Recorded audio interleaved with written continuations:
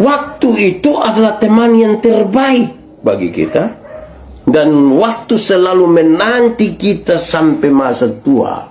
Waktu itu teman terbaik. Kalau tadi cermin itu teman terbaik yang dapat memantulkan bayangan diri walaupun dia tidak tahu isi hati, tapi waktu juga teman terbaik yang akan menemani kita sampai masa tua. Aku berkata kepadamu, kasihilah musuhmu, berbuatlah baik bagi yang membencimu, mintalah berkat bagi yang mengutuk, berdoa bagi yang mencacimu. Kalau pipi kirimu ditampar, berikan juga pipi kanan. Aku yang memilih kalian.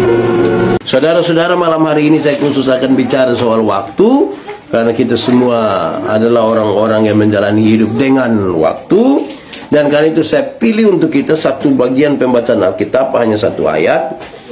Saya pilih dari Injil Markus pasal 13 ayat 32. Injil Markus pasal 13 ayat 32. Firman Tuhan berkata demikian, tetapi tentang hari atau saat itu tidak seorang pun yang tahu, malaikat-malaikat di sorga tidak, dan anak pun tidak, hanya Bapa saja. Demikian firman Tuhan. Berbahagia setiap orang yang mendengar firman, memelihara dan melakukan dalam hidup setiap hari. Shalom. Sekali lagi shalom. Anak-anak semua shalom. Ya, terima kasih banyak. Karena kita akan bicara tentang waktu. Om Pendeta mau tanya dulu, kalau kita ada waktu kosong 5 menit kira-kira buat apa? Kalau ada waktu kosong 5 menit buat apa? Yang anak-anak bilang main HP. Kalau yang kakak-kakak dong bilang kalau 5 menit kosong buat apa? HP juga. Kalau yang tanta-tanta dong, kalau waktu kosong 5 menit buat apa? HP juga. Jadi saudara-saudara, kita kalau ada waktu kosong itu pasti sekarang kita cukup dekat dengan HP. Tidak ada soal saudara-saudara namanya kita isi waktu. Dia pun soal ini adalah apakah kita sadar sungguh-sungguh saudara-saudara bahwa waktu itu adalah investasi terbesar yang Tuhan berikan buat kita, kok tidak? Itu yang paling penting. Kalau gagal menggunakan waktu, itu berarti kita sudah gagal untuk semuanya. Karena itu kita mesti pakai waktu dengan baik. Saudara-saudara, secara umum kita memahami waktu itu dalam 2 hal. Yang pertama, biasa orang sebut waktu itu dalam 2 hal ini. Pertama, kronos, dan yang kedua, kairos. Susah lah itu bahasa dong. Pakai yang gampang-gampang. Kronos itu berkaitan dan menunjuk kepada urut-urutan waktu, detik, menit, jam, hari, minggu, tahun. Itu kronos. Atau kalau yang paling gampang untuk kita ingat itu adalah kronos itu berkaitan dengan keseharian kita tiap-tiap hari. Mulai bangun tidur, buat apa, segala macam. Itu kronos. Tapi yang kedua, kairos.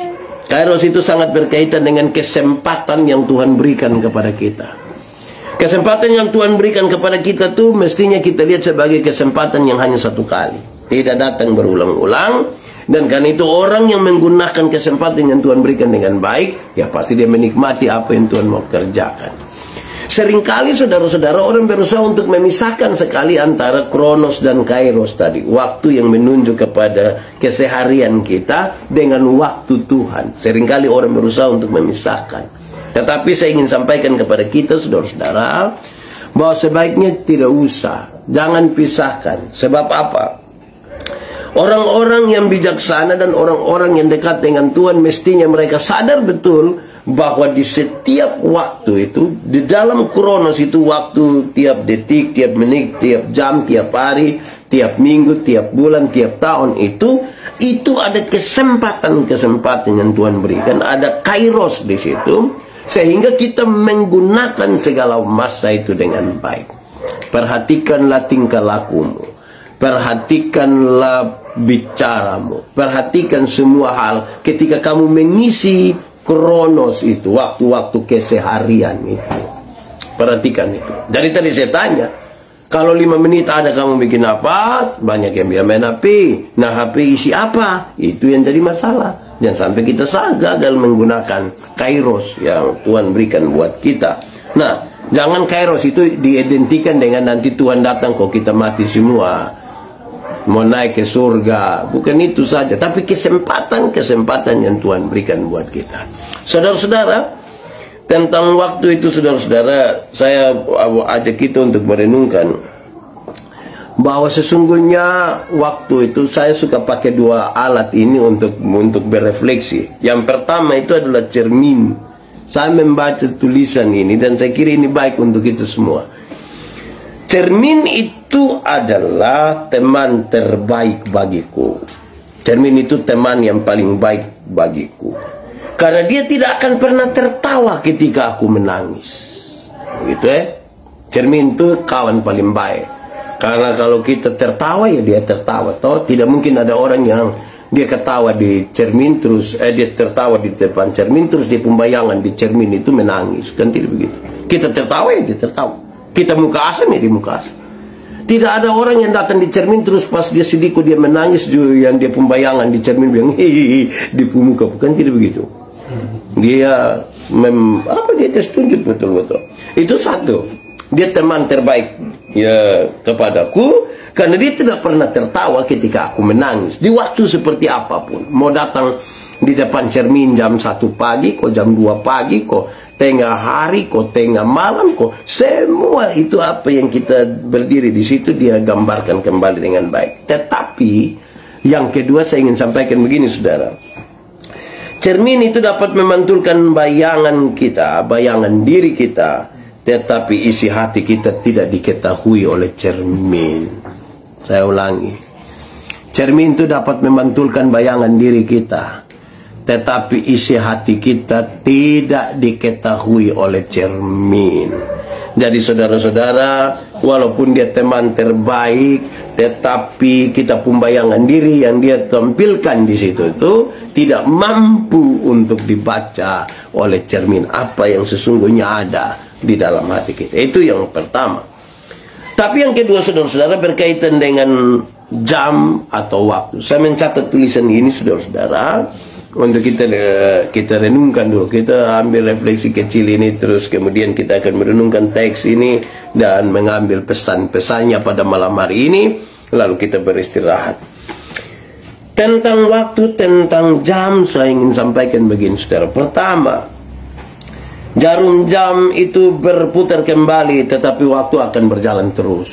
Jarum jam itu dia akan berputar kembali, tetapi waktu akan berjalan terus. Dia akan berputar dari 12 kembali ke 12, dari 1 kembali ke 1, terus. Tapi waktu akan berjalan terus. Jadi jam 3 sore hari ini beda dengan jam 3 sore besok. Jam 9 malam hari ini berbeda dengan jam 9 malam besok.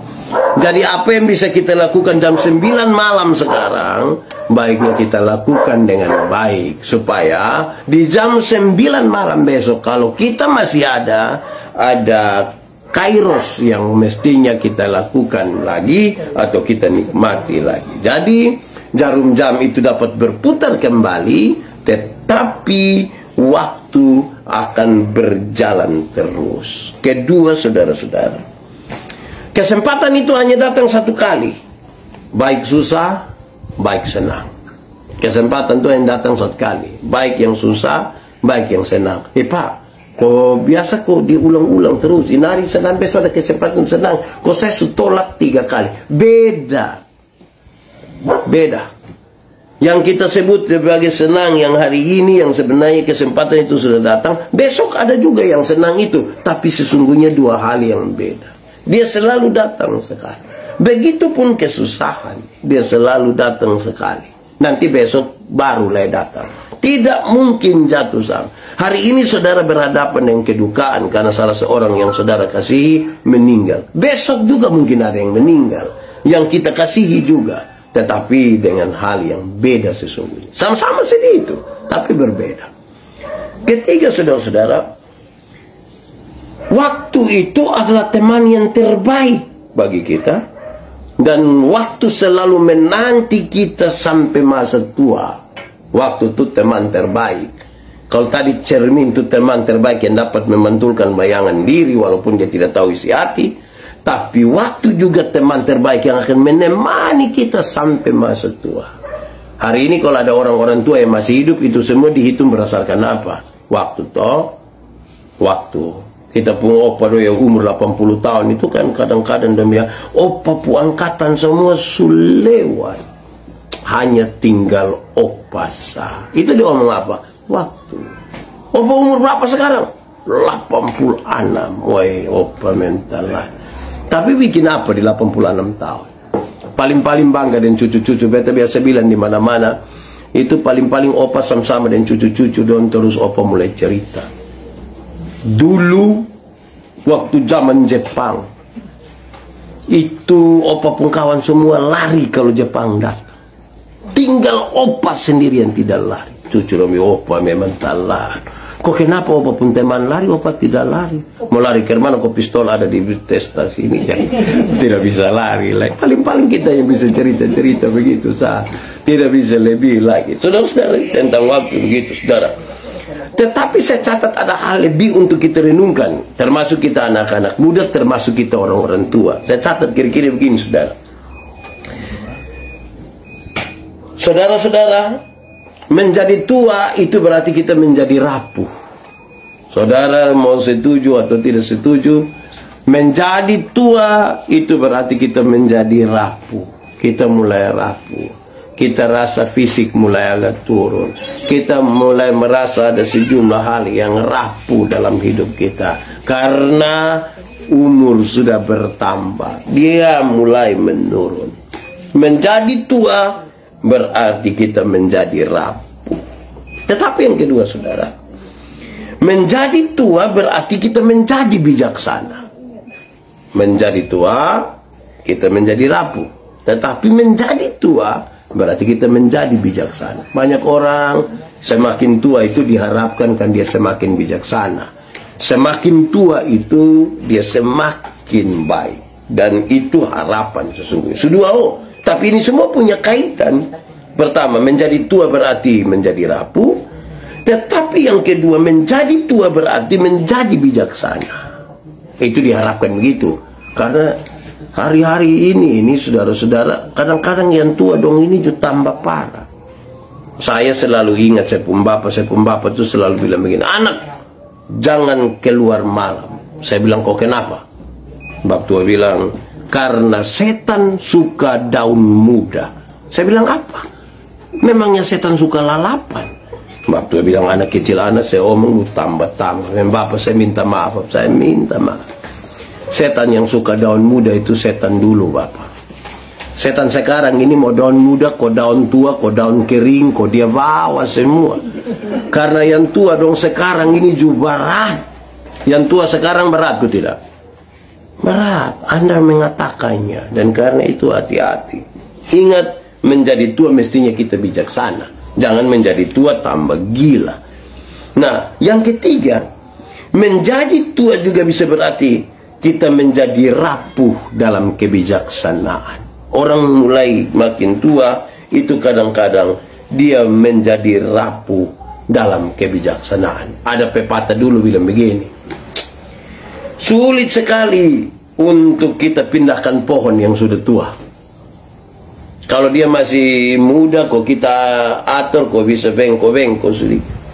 Tapi pohon yang sudah tua itu sulit sekali untuk kita arahkan dia. Sebab apa? Berani paksa patah. Karena itu saya sebut menjadi tua berarti kita bisa menjadi rapuh dalam kebijaksanaan. Makin sulit. Ada orang tua yang makin tua makin sulit diatur. Pernah lihat orang tua yang begitu, yang makin tua waktu makin sulit. Nah itu berat itu, karena dia makin rapuh. Tapi yang keempat saya ingin sampaikan, menjadi tua itu sekaligus adalah menjadi bijaksana dalam berbagai kerapuhan. Jadi menjadi bijaksana dalam berbagai kerapuhan artinya dia tetap bijaksana walaupun sesungguhnya secara fisik dia sudah rapuh. Saya bayangkan banyak orang tua tuh, dia tahu dia punya anak dong sukses-sukses semua, badan besar-besar semua, tapi ada hal-hal tertentu yang dia tidak mau omong di dia punya anak dong. Betul kok? Begitu, dia diam-diam saja, dia tidak omong karena dia mau taruh betul-betul itu kebijaksanaan. Ada hal dia butuhkan betul-betul anak-anak pun kepekaan saja untuk memahami itu. Jadi dia bijaksana dalam kerapuhan karena sudah tua. Itu kira-kira tentang waktu di bagian awal saya sampaikan kira-kira begitu. Saudara-saudara, mari kita lihat soal pembacaan tadi yang hanya satu ayat. Saya pilih satu ayat supaya saya jangan ngomong terlalu lama, karena saya takut sebentar saudara tidur dan besok tidak ibadah. Lantas saudara Kasala bilang, ini gara-gara saya ikuti malam penuh berkat, sampai besok tidak ibadah. Awas, itu bahaya itu. Nah, saudara, Yesus ingin mengatakan begini, saudara-saudara, dalam teks tadi, dalam pembacaan tadi. Sedang kamu tidak tahu apa yang akan terjadi besok. Kita ini kan tidak tahu apa yang akan terjadi besok. Karena kita tidak tahu. Lalu apakah arti hidup kita yang sesungguhnya? Kok kita tidak tahu besok jadi apa? Orang tua dulu bilang begini, kamu mestinya anggap hidupmu tinggal hari ini saja. Hidup harus tinggal hari ini saja. Supaya kalau ada marah apa segera selesaikan sudah. Sebab kalau kita tidak selesaikan kan kita tidak tahu besok ini seperti apa. Mungkin kita sudah tidak ada lagi atau mungkin kita ada lagi. Bayangkan kalau hari ini kita belum menyelesaikan soal dengan satu orang. Syukur kalau bisa besok kita selesaikan. Kalau misalnya kita tidak selesaikan kok tambah satu lagi. Karena kalau ada orang marah orang itu kan dia bisa mempengaruhi orang untuk marah tambah itu orang. Ini hari saya tidak suka Om Steph. Ini baru kami dua saya. Besok saya ajak tetangga sebelah suka lebab tua. Dua. Kalau kita tidak selesaikan yang satu, besok tambah satu. Kalau Bapak Steph tambah satu, berarti dua lawan dua. Kalau lusa saya tambah tiga, Bapak tua tambah tiga berapa? 5 lawan 5. Itu belum tambah dipu istri dong. Belum tambah ipar-ipar, mama mantu, bapak mantu. Dari mana? Wenlasi. Kami di Kupang ini mau nikah dengan orang sapa di pembab mantu tetap Wenlasi. Yo, baik saudara. Apa arti hidup kita? Hidup ini seperti uap. Sebentar saja ada, besok hilang. Sehingga tidak boleh ada orang yang merasa dia sangat kuat, karena dia juga akan hilang. Dia akan hilang. Tidak usahlah sibuk untuk banyak hal selain hal lagi yang mestinya punya arti bagi kekekalan. Tuhan Yesus menyebutkan sebuah nubuat tentang kejatuhan Yerusalem, runtuhnya bait Allah, dan itu sudah terjadi. Tentang waktu, anak juga tidak tahu. Dia bilang begitu. Yesus merujuk kepada tugas penebusannya, bukan pada kedatangan yang berikutnya. Manusia tidak usah menjadwalkannya. Jadi Tuhan bicara tentang keruntuhan Yerusalem, bait Allah dihancurkan. Ketika orang sibuk untuk bertanya kira-kira kapan hal itu terjadi, Tuhan bilang anak pun tidak tahu. Dia fokus kepada apa yang menjadi dia punya misi utama, penyelamatan. Dan manusia tidak usah menjadwalkan itu. Kadang-kadang kita manusia ini terlalu sibuk untuk jadwalkan kapan Tuhan datang lagi. Itu lagu itu saya itu hari waktu sakit menyanyi itu lagi, kapan Yesus kembali, kapan Yesus kembali. Itu kalau tiba-tiba waktu sambung bilang sekarang. Sekarang waktu kembali memang kita pusing. Karena itu saudara-saudara, manusia tidak usah sibuk dengan itu. Masih banyak orang yang suka cari informasi soal kapan nanti dunia kiamat. Tidak penting. Yang paling penting adalah isi hidup yang sekarang ini. Itu yang lebih penting.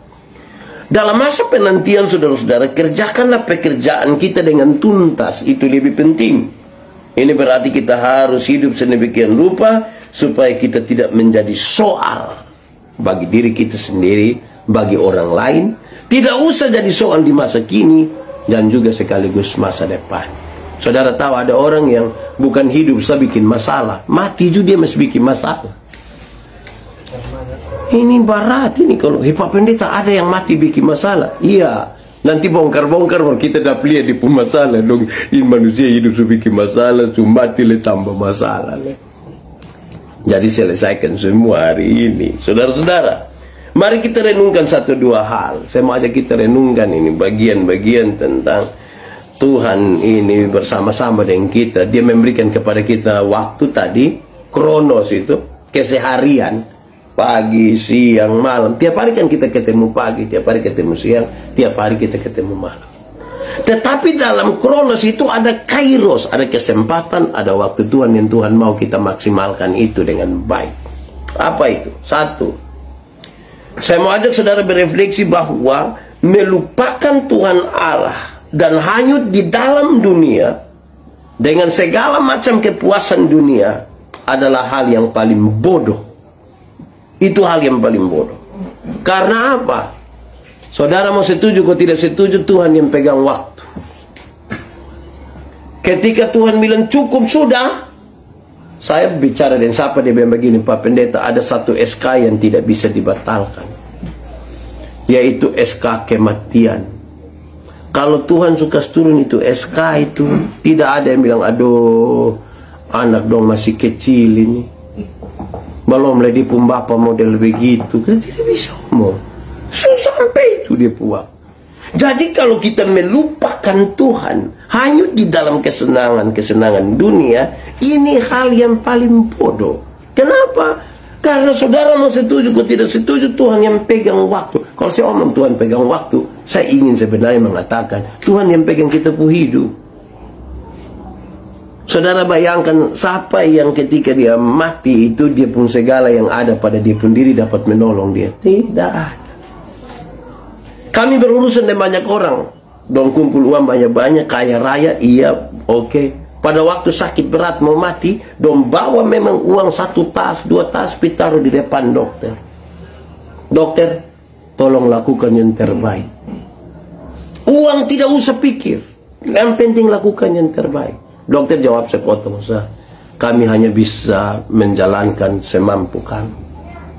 Selebihnya itu Tuhan. Amin kok.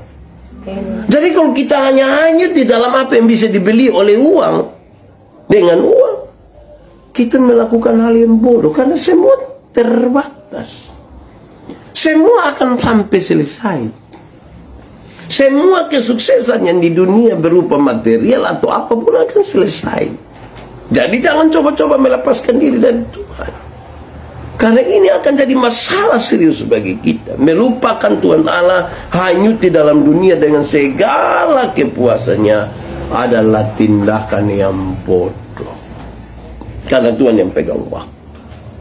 Kedua, saudara-saudara, Tuhan tidak meninggalkan dunia dan manusia sekalipun kita merasa kita ditinggalkannya. Saudara, masalah tuh kadang-kadang buat kita merasa Tuhan ada kesetengah kita. Pak Pendeta, hidup susah begini, Tuhan di mana? Dan sampai Tuhan tidak ada. Beberapa orang menyaksikan tentang Tuhan. Tuhan ada, kok tidak, tuh dong rasa sanksi sekali. Karena dong merasa dong ada dalam persoalan, tapi Tuhan tidak menolong mereka. Pertanyaan pentingnya adalah Tuhan di mana? Saya ingat saudara-saudara, ini kisah lama. Saudara mungkin tahu dan saya bercerita ulang saja. Ada satu keluarga kecil di Amerika. Dorang punya punya anak 1 orang. Ini anak ketika anak laki-laki ini umur 6 tahun, dia punya mama hamil lagi. Jadi don tambah 1 anak. Anak jadi berapa sekarang? 2. Ketika anak yang kedua lahir ini sayang sekali. Anak yang kedua ini ternyata dia cacat. Entah virus apa kena ini anak. Dia pun kulit dari ujung kaki sampai ujung kepala tuh keriput semua. Dia tampak seperti bayi-bayi, seperti orang tua sekali. Dokter panggil dia pun bapak mama, dokter bilang begini, Pak, Ibu, ini padeng ibu pu anak. Tapi saya mau kasih tahu, ini anak cacat. Secara medik dia hanya bisa hidup paling lama 4 tahun. Lantas ini suami istri bilang begini, bagaimanapun ini kita pu anak. Mau hanya 4 tahun saja sama-sama dengan kita, mari kita lakukan yang terbaik. Bapak lakukan dia punya, mama lakukan dia punya. Ketika ini anak mulai ada beberapa bulan, 1 tahun lah kira-kira begitu, dia pun mama beli kereta dorong 1 untuk dia pun kakak laki-laki. Dia mami yang begini, Kak, pagi-pagi itu selalu dorong lu adik keluar di sekitar kompleks ini jalan-jalan biar dapat udara baru, dapat matahari, Pak. Dia pun kakak ini sangat bersemangat, dia bawa di adik. Dia dorong. Waktu dia dorong keluar itu dia pun teman-teman lihat, dia pun teman-teman bilang begini, "Woi, dorong siapa itu?" "Saya Pu Adik." "Engkau Pu Adik?" "Iya." Anak-anak kecil ini mau rindu lihat teman Pu Adik. Waktu dong lari datang sampai di ini anak, dong mau lihat begini, dong kaget semua. "Ih, betul ini Pu Adik?" "Iya." "Kenapa dia model begini? Kenapa dia seperti orang tua? Kenapa dia tidak seperti engkau? Kenapa? Rupa-rupanya kenapa dari pun teman itu membuat dia pun kakak itu terluka. Dia pun kakak sakit hati. Dia pun kakak dorong ini anak ini bawa pi kali kering satu. Di Amerika tuh juga ada kali kering. Dia pi buang ini anak di itu kali. Sungai, yang tidak tahu kalinya sungai. Pi buang ini anak di itu. Bukan saja buang, dia marah-marah. Itu gara-gara lu. Gara-gara engkau saya diolok-olok. Gara-gara engkau. Lebih baik engkau mati. Tidak usah tunggu 4 tahun. Mati lebih cepat, lebih baik. Setiap kali dia buang dia Pu Adik. Dia Pu Adik mencoba berusaha untuk berdiri. Dia tendang dia Pu Adik. Setiap kali dia Pu Adik mau berdiri, dia tendang kejar. Ini anak lakukan berulang-ulang. Tiap hari, tiap minggu, tiap bulan, tiap tahun. Tanpa diketahui oleh dia pu mama bapa. Sampai satu hari ketika dia duduk sama-sama di satu meja makan, dia pu mama bilang kepada anak yang cacat ini, dia pu mama bilang begini, "Adik, nanti baru mama bagi makan kasih ya." Ini anak yang cacat bilang, "Tidak usah." "Loh, kok tidak usah?" Pas ini anak bilang tidak usah, ini anak langsung berdiri. Bukan saja berdiri, ini anak coba jalan sampai dia ambil makanan sendiri. Waktu dia pu mama lihat dia pu anak yang cacat bisa jalan dan ambil makan, dia pu mama puji Tuhan, Tuhan terlalu baik. Dia kasih tahu dia pu suami, "Bapak, kita pu anak itu yang cacat itu sekarang sudah bisa jalan. Dia sudah bisa ambil makanan sendiri." Dia pu suami jawab sepotong saja. Dia pu suami bilang, "Kasih tahu tetangga-tetangga besok kita bikin syukuran. Besok kita bikin syukur. Tuhan Yesus baik." Dong bikin syukuran. Waktu tetangga-tetangga sudah gabung semua, sudah kumpul untuk syukuran, dia punya orang tua bilang begini, "Bapak Ibu semua, kami undang Bapak Ibu datang ke sini. Karena Tuhan Yesus terlalu baik. Dia buat perkara dalam rumah kami. Anak kami yang kedua, yang cacat, yang dokter bilang dia hanya bisa hidup sampai 4 tahun secara medik. Justru anak kami sekarang bisa jalan. Dia sekarang makin lebih kuat. Tidak ada kalimat lain selain puji Tuhan, Tuhan Yesus terlalu baik." Karena itu kami undang saudara-saudara ada di sini. Setelah kalimat-kalimat itu, dia pun mama mentambah satu kalimat. Dengar baik-baik. Dia pun ambil begini, "Tuhan telah pakai dia pun kakak laki-laki yang penuh kasih sayang, telah mengajar dia pun adik tiap-tiap hari supaya bisa jalan." Saya ulangin kalimat. Tuhan telah pakai dia pun kakak laki-laki yang penuh kasih sayang, tiap-tiap hari mengajar adiknya untuk bisa jalan.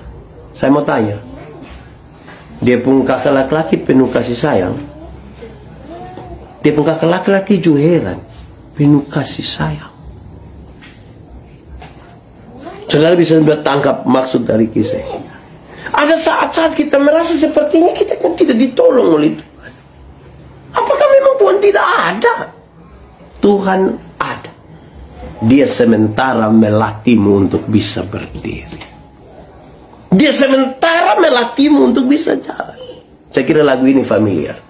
Seperti burung nasar melatih anaknya untuk bisa apa? Terbang tinggi. Sesekali dia lepaskan, tapi tidak dibiarkan jalan. Tapi karena kita tidak peka terhadap kehadiran Tuhan, kita rasa Tuhan tidak ada. Bukan saja kita rasa Tuhan tidak ada, kita membandingkan kita punya hidup dengan orang lain. Ada yang bilang, Pak Pendeta, ku manusia di sebelah yang tidak pernah gereja, Pak. Tapi kerumpu hidup kipu enak lah. Karena pindah ke rumah sebelah toh. Kok kenapa mau di sini? Kok hidup susah? Pindah saja. Pak dong itu kita tidak ada apa dong, ke hidupnya santai-santai sah. Ganti-ganti oto. Kita ini yang susah sekali. Nah sudah, Grab. Saudara-saudara, kadang-kadang kita ini merasa Tuhan tidak dekat dengan kita. Mau tunggu sampai ke kisah tadi, baru kita sadar ternyata Tuhan ada. Memang ada waktu. Kadang-kadang kita rasa kita seperti ditinggalkan. Saudara pernah rasa begitu kok? Seperti kita kemana kok? Anak-anak dong suka tinggal kita. Di rumah ke kita sendiri. Saya suka bilang hanya dong pun foto yang ada 5 orang. Terus kita datang tanya, siapa ini anak pertama, dia tinggal di wali kota, tidak pernah datang. Ya begitu. Sepi lagi, sendiri lagi. Rasa kayak Tuhan di mana? Tuhan ada. Dia sementara melatih kita untuk apa? Bisa berdiri, untuk bisa jalan. Dan ketika kita bisa jalan, kita bisa berdiri itu tidak ada kalimat lain, hanya satu, puji Tuhan. Tuhan Yesus terlalu baik. Itu refleksi yang kedua. Yang ketiga, saudara-saudara, Tuhan izinkan waktu terus berjalan untuk melihat kesetiaan kita. Waktu ini kan uji kesetiaan. Kesetiaan itu bukan kata-kata. Kesetiaan itu ujian terbesarnya itu waktu. Ujian terbesarnya itu jarak. Saudara hari ini bisa bilang setia. Oh banyak orang. Saya kalau kasih nikah orang itu pas kasih nikah, pas pengen melayani, saya tanya, kamu dua rencana kapan nikah? Besok Pak Pendeta. Oh, saya pikir baik-baik. Ya. Besok kalau kamu dua nikah, kamu dua rencana cerai kapan? Kamu ya, tidak apa-apa. Banyak orang yang nikah ketika kita tanya dong ngomong sama. Perjalanannya dong.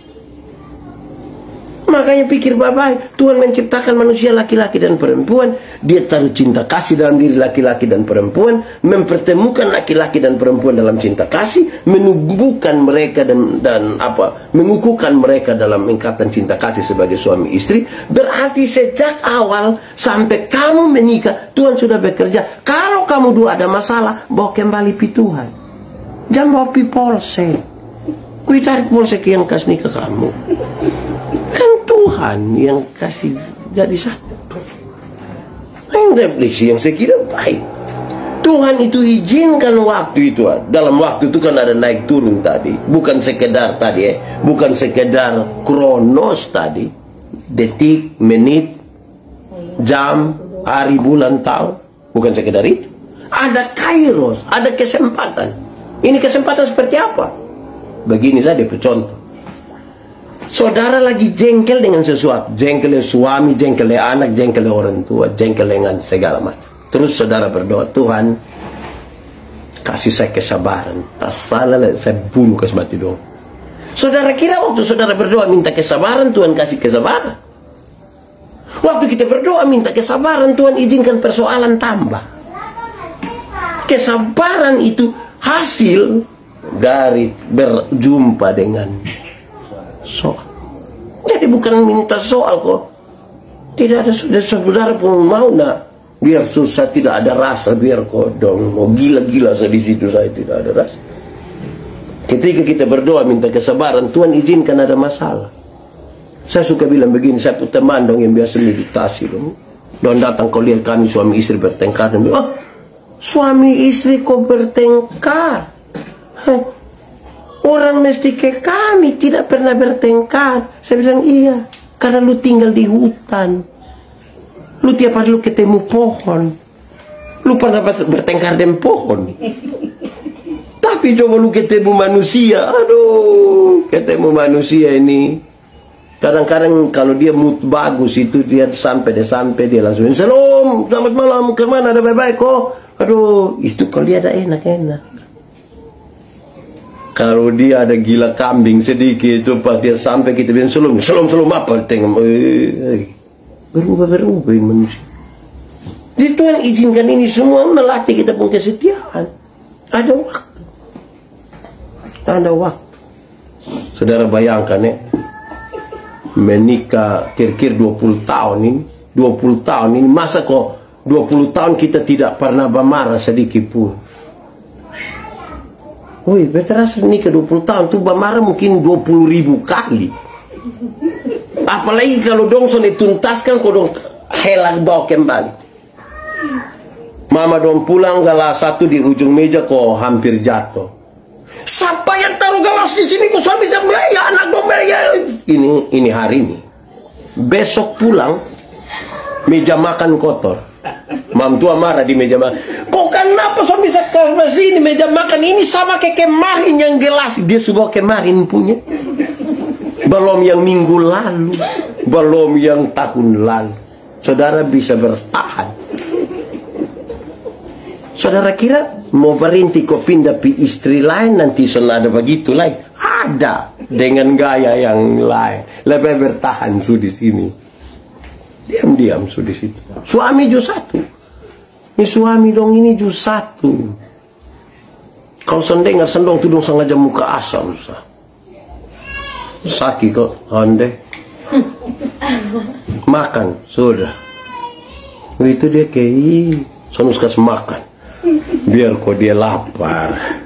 Oke, itu ketiga. Keempat, saudara, Tuhan itu izinkan waktu kita untuk mengalami sebuah keindahan hidup bersama-sama dengan Tuhan. Tuhan izinkan waktu ini. Saya bayangkan begini, saudara. Kenapa orang lain mati kita masih hidup? Kenapa ya? Kan ada dua hal saja.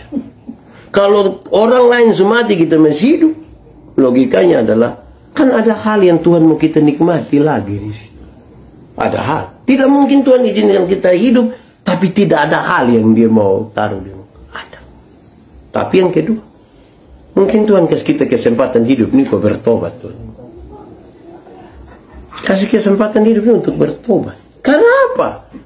Karena tiap-tiap hari saya rasa kita hidup ini juga berat. Satu saat saya bilang saya pun bapak, Tuhan kasih umur panjang dan sampai untuk kita bertobat. Waktu bilang apa? Ya lu kira saya terlalu rusak. Tapi memang ini penting untuk kita lihat kita ini seperti apa dalam perjalanan hidup ini. Karena besok kita mungkin sudah tidak ada. Saya waktu saya pun kakak laki-laki meninggal. Kecelakaan, meninggal, saya kubur saya pun kakak laki-laki. Waktu kubur, saya ingat satu kalimat yang penting sekali. Kami dua sama-sama ketemu Bapak waktu itu. Kami dua sepakat bilang begini, Bapak, nanti Bapak mati kami yang urus. Dia kakak laki-laki pertama, saya laki-laki terakhir. Kami dua sepakat begitu. Bapak tua bilang begini, nanti saya mati kamu kubur saya di Oenupsai. Itu setempat di Soepum belakang sana. Terus saya bilang Bapak nanti kubur di sini. Ah jangan, kita pun tanah ada di Oenupsai. Saya bilang ini orang tua memang sudah lalu. Hidup penuh kekerasan atur kita lagi. Sumati masih mau atur kita lagi. Mati nah duduk diam-diam, tidur diam-diam nanti kami yang urus. Kami perencana, kami dua urus Bapak. Ternyata tidak. Saya dan Bapak yang kubur dia duluan.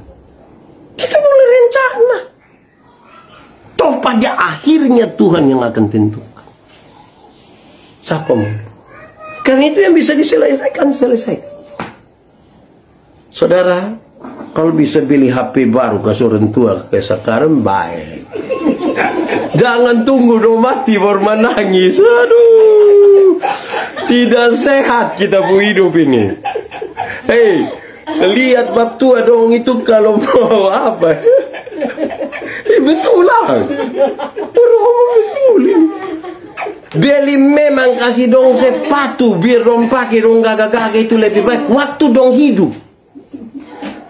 Ini dong sumati baru kita beli sepatu kas pakai dong sepatu pun posisi su begini. Waktu dong hidup sepatu posisi begini kita tidak beli. Dong mati sepatu posisi begini baru kita mau dia jalan naik begini ya. Su sepatu begini lah harga di sini lah. Hai, Anda dong bosan bertobat sudah. Kalau bisa perhatikan orang tua sekarang lebih atur selesai. Anak-anak yang hormat orang tua itu dia pu hidup diberkati. Amin. Kau bukan orang tua lah pun senang. Kita ini tidak bisa balas orang tua pun kebaikan. Tidak bisa. Kita mau ke mana pun tidak bisa balas orang tua pun kebaikan. Kau orang tua bayangkan kalau misalnya itu hari lahir dan kita pas lahirkan kita terus mama bilang dah ada mama PTKW dulu datang kamu mati. Ini kan orang terus saya omong di mana-mana kau anak tahu orang tua setengah mati. Orang tua pun jam tidur kita pun jam bangun. Orang tua punya jam bangun kita pun jam tidur. Dia dong hampir tidak tidur gara-gara kita toh. Jam 2 pagi juga mama dong ada begini setengah mati. Bapak juga. Bapak dan mama telah menjadi satu nah. Bapak mama sudah dalam kondisi begitu lah. Mama dipaksa untuk jadi penyanyi lagi. Makanya seringkali mama pulagu tidak bisa dipertanggungjawabkan. Kalau tidak bobok digigit nyamuk. Padahal sebenarnya kalau kalau anak bobok itu baru nyamuk gigit. Kalau anak ada lari-lari nyamuk mana mau pergi gigit dia kan tidak ada lagi. Tapi sudah saudara lihat. Jadi kita tidak bisa balas orang tua sebenarnya. Mau bikin seperti apa. Orang tua itu punya pesan buat kita tuh sebenarnya ringan-ringan sah. Satu, kosong kakak adi jam bakalai ya. Kan orang tua pemahaman begitu. Kakak adi jam bakalai jam baterek kalau yang bukan dari Kupang baterek itu kayak apa lah? Baterek itu kayak apa? Iri hati itu, ipar-ipar dong itu. Jangan satu pakai gelang gading di tangan kanan, satu pakai gelang kea penuh di tangan kiri kok. Datang dong hanya sorong tangan seperti ya. Jam begitu. Hidup kakak adik baik-baik. Satu susah yang lain tolong itu. Orang tua harapan kan hanya begitu. Orang tua harapan kawin orang baik-baik, kamu kakak adik jam bakalai. Nah, begitu. Nah itu.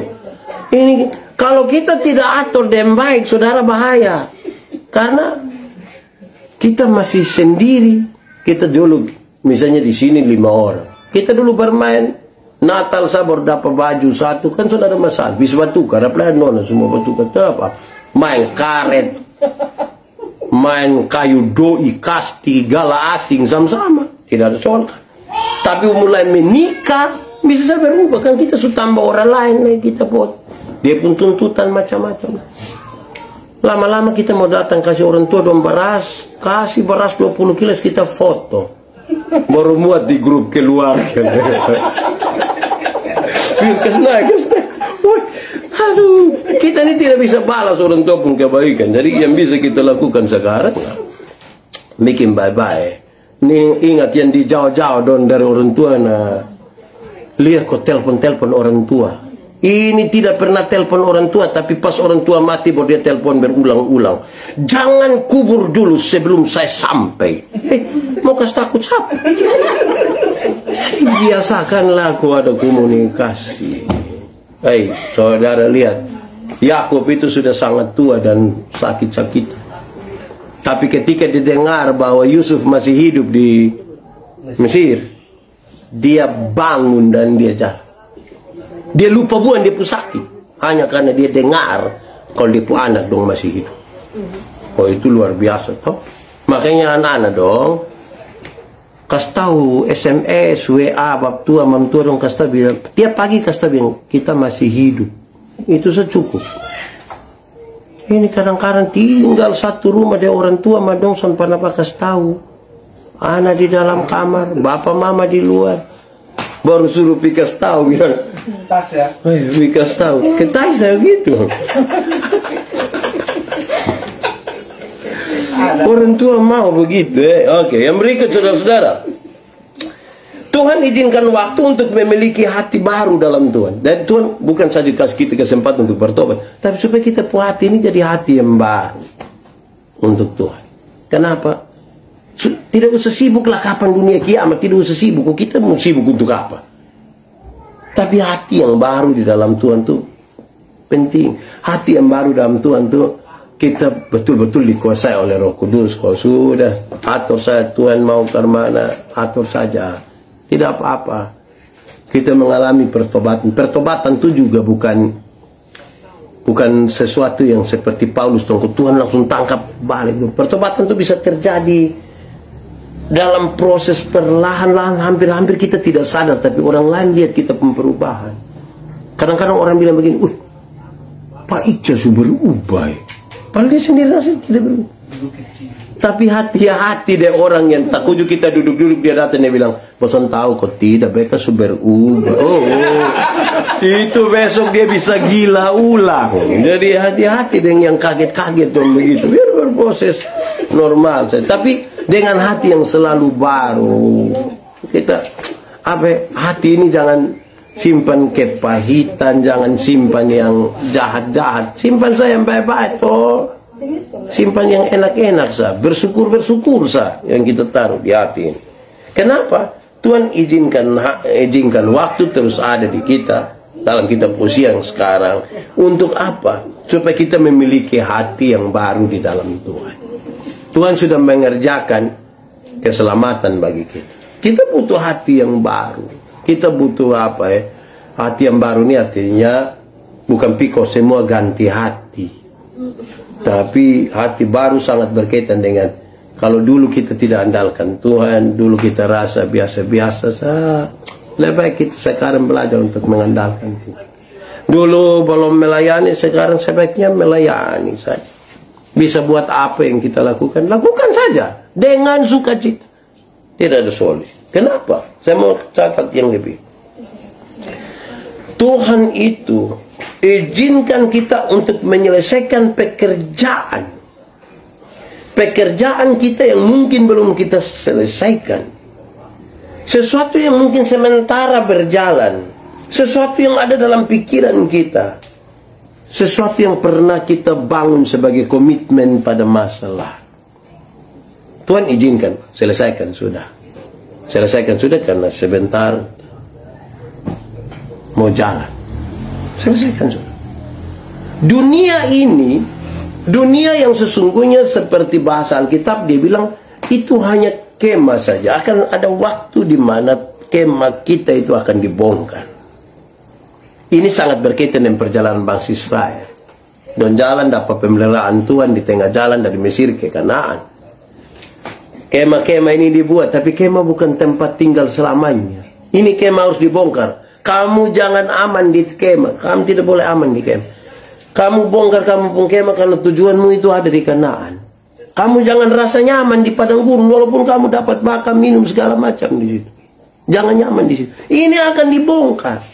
Enak sekali tinggal di padang gurun. Kenapa? Waktu haus Tuhan kasih minum. Waktu lapar Tuhan kasih makan. Makan cuma-cuma. Tinggal tidur bangun pagi pilih makan. Ini rutin. Waktu malam Tuhan jadi tiang api. Waktu siang Tuhan jadi tiang awan. Alkitab catat lebih. Dong tidak ganti baju 40 tahun. Tidak apa-apa. Tidak robek. 40 tahun. Kita pun dong ini beli waktu pertama itu dia warna pun cerah. Minggu depan cuci kuiki supu jadi semua. Ini 40 tahun. Alkitab mencatat bahkan 40 tahun di perjalanan itu padang pasir panas segitu. Dong punya kasut tidak robek sedikit pun, kasut aman-aman. Kita nih sondalan piman mana sakaki pica-pica.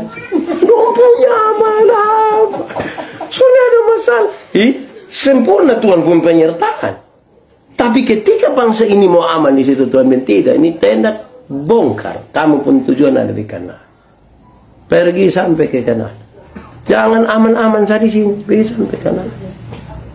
Kadang-kadang kita ini tidak mau supaya kita sampai Kanaan karena kita mau enak-enak saja di sini. Padahal yang Tuhan maksudkan ada sesuatu yang jauh lebih bagus di depan. Tapi kita kalau sudah nyaman di sini nih yang sulit buat kita mau jalan terus kan. Itu yang jadi soal. Akan selesai. Hidup di dunia ini akan selesai. Waktu-waktu yang Tuhan izinkan ini yang bisa diselesaikan, selesaikan sudah. Kan ini kemah akan dibongkar. Ini kemah akan dibongkar. Kita akan melanjutkan perjalanan lagi, perjalanan ke depan. Jangan puas dengan keadaan sekarang. Karena Tuhan masih mau kasih tunjuk kita Kanaan. Tuhan masih mau untuk kamu lihat ini janji yang Tuhan berikan buat kita semua. Nikmati itu satu persatu.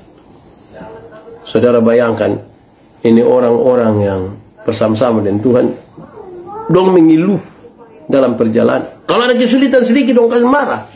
Dong marah pemimpin, dong marah ini Musa, dong marah Harun. Kamu kenapa kau bawa kami keluar, kau mau mati? Lebih baik kami tetap ada di Mesir, tapi berhadapan dengan kuali yang penuh dengan daging daripada jalan dalam pergumulan ini. Nah, saudara lihat sekarang. Dari pesan-pesan refleksi itu, kita lihat kembali pembacaan ini dalam hubungan dengan Kronos dan Kairos tadi. Waktu-waktu kita. Kita ada bikin apa kita waktu dong ini? Dan sampai kita waktu ini terbuang cuma-cuma. Saya berapa hari ini saya hanya lihat ini video-video yang dong pakai lagu itu. Bukan video-video, foto. Kita pun foto diam-diam tidak lama langsung.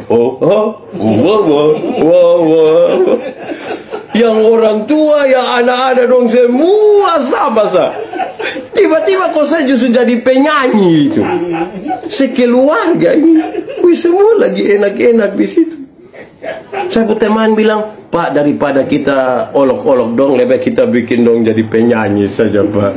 Pak, ini juga berat ini. Jangan sampai kita pun waktu terbuang di situ. Kita pun anak dong tuh dong bisa main-main HP ini sampai lupa jam makan.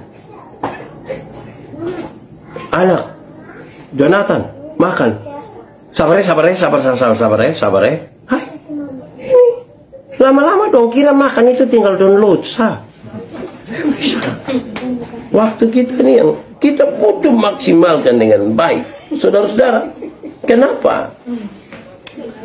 Waktu yang Tuhan berikan ini, saya lihat saudara-saudara, bahkan sampai soal kematian ini, aduh, yang sekarang ini sepertinya menakutkan, membuat kita gelisah. Informasi-informasi tentang kematian yang buat kita bukan saja berduka cita, tetapi kita apa ya, berat lah. Bukan saya berduka cita, tapi rasa berat. Kenapa? Ini sekali lagi yang soal waktu. Saya bilang kepada banyak orang, saudara-saudara, tentang waktu ini. Jangan sampai ketika Tuhan datang, kita ternyata lagi sibuk dengan kita pun keadaan sendiri.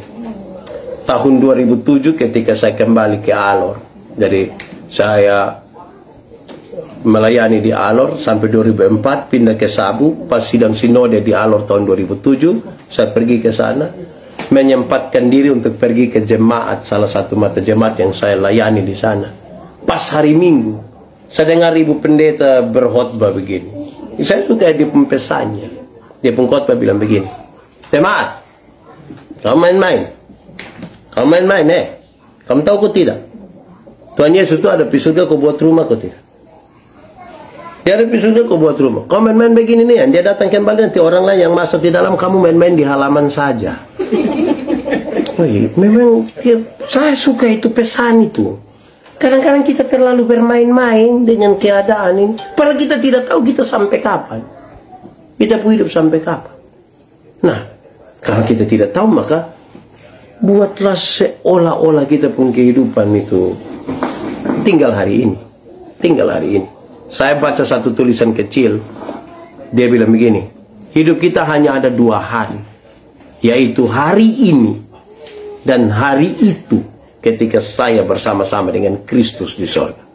Tidak ada hari lain lagi. Yang ada hanya hari ini. Hari ini ketika saya bertobat di sini, menerima Kristus di sini. Dan hari itu ketika saya bersama-sama dengan Kristus di sorga. Saya kira itu sebuah catatan yang baik. Saya tanya kepada banyak orang, surga lebih baik atau dunia lebih baik? Menurut saudara surga lebih baik atau dunia lebih baik? Dia bilang surga lebih baik. Yakin? Ya, betul-betul yakin. Iya. Jadi surga lebih baik dari dunia? Iya. Nah kalau begitu siapa mau pergi sekarang? Wih dong ke barat. Jadi kamu mau tinggal di tempat yang tidak baik? Pak, ikan belum waktu toh. Itu kadang-kadang hanya modus. Karena banyak yang tidak mau pergi ke sana. Banyak yang belum mau mati. Ini kan dia masih pikir, baik kalau masuk dia yang baik. Jangan sampai masuk dia yang tidak baik. Nah sudah, kita pusing. Nah, kalau begitu, hari yang seperti sekarang yang mestinya kita isi. Karena apa? Mati, dia akan datang begitu saja. Begitu saja. Kita tidak tahu. Nanti orang mati. Saya ingat ketika saya pun kakak pertama meninggal. Waktu dia mati, habis kami bercerita. Pas dia mau keluar dari rumah, dia ada bilang begini, saya pun sendalong tidak akan pernah keluar lagi. Segala macam lah. Jadi kalau dihubung-hubungkan sebenarnya seperti dia suka tahu kalau dia keluar itu untuk mati. Terus ada orang bilang saya bilang begini, Bapak, kenapa tahu dia omong begitu tapi Bapak dong sentahan dia untuk pergi? Beta jawab sepotong. Siapa yang mau dia saudara pi mati? Siapa yang mau? Kami itu tidak mau. Nanti setelah dia mati dulu kita sadar bahwa ternyata dia sudah meninggalkan sebuah rangkaian yang untuk kita ceritakan kembali. Bahwa ternyata dia suka tunjuk-tunjukin tanahnya, kita yang belum punya kepekaan di situ saja soalnya. Jadi saya tunggunya tanda-tanda itu. Siapa yang mau kasih tinggal di pun saudara Piko mati? Tidak ada. Kita tidak bisa tahan. Dia pergi begitu. Jadi dia bisa terjadi begitu saja. Saya ingat satu saat dalam penerbangan, saya duduk. Wih, saya rasakan waktu itu angin agak kencang, cuaca agak kurang bagus, pesawat guncang-guncang. Untuk mau amankan sedikit saya pun perasaan, lebih baik ambil itu majalah di situ, kok baca-baca sedikit. Waktu saya ambil itu majalah, saya buka di dia punya apa ya? Tulisan soal apa? Saya baca dia pun tulisan itu, dia punya judul yang begini. Saat terakhir. Saudara bayangkan pesawat ada goyang ini bertakuju kita baca tulisan dengan judul saat terakhir. Saya coba baca lagi di dia punya kalimat pertama. Dia pun kalimat pertama bilang begini. Kematian bisa datang kapan saja. Oi, saya langsung tutup itu majalah. Sampai dulu baru saya coba buka kau lihat ulang. Kenapa saudara-saudara? Jangan dalam situasi-situasi begitu tuh kadang-kadang kalau kita isi dengan pikiran-pikiran yang saat-saat terakhir. Woi, saya rasa kita berat itu. Sulit sekali. Nah, sepanjang masih ada waktu, bersama-sama dengan keluarga, bersama-sama dengan Tuhan, maksimalkan sudah itu waktu. Yang suka maki-maki dong berhenti sudah, yang suka tipu-tipu dong berhenti, yang suka marah-marah dong berhenti sudah. Hiduplah dengan sebaik-baiknya di hadapan Tuhan, nikmati apa yang Tuhan mau kerjakan buat kita. Pakai waktu ini dengan baik. Karena apa? Waktu itu investasi terbaik yang Tuhan berikan buat kita. Gagal menggunakan waktu, itu kita sudah gagal semuanya. Tuhan memberkati kita. Aku berkata kepadamu, kasihilah musuhmu, berbuatlah baik bagi yang membencimu, mintalah berkat bagi yang mengutuk, berdoa bagi yang mencacimu. Kalau pipi kirimu ditampar, berikan juga pipi kanan. Aku yang memilih kalian.